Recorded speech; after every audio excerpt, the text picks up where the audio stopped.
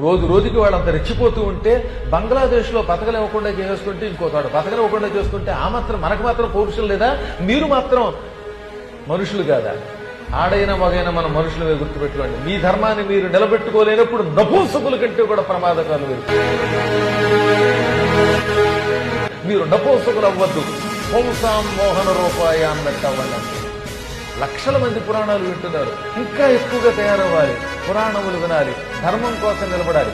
చైతన్యం చాలా వచ్చింది పూర్వంతో పోలిస్తే.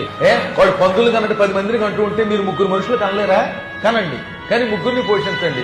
అందులో ఒక్కొక్కడిని దేశానికి ఇవ్వండి, మన మిలిటరీకి ఇవ్వండి, మన ధర్మం కోసం ఒకటి ఇవ్వండి. ఇద్దరిని ఇంట్లో అట్టే పెట్టుకోండి, ఏం పర్వాలేదు. ప్రతి ఇంట్లోనూ ఒక పురుషుడు, ఒక స్త్రీ మన ధర్మం కోసం నిలబడాలి.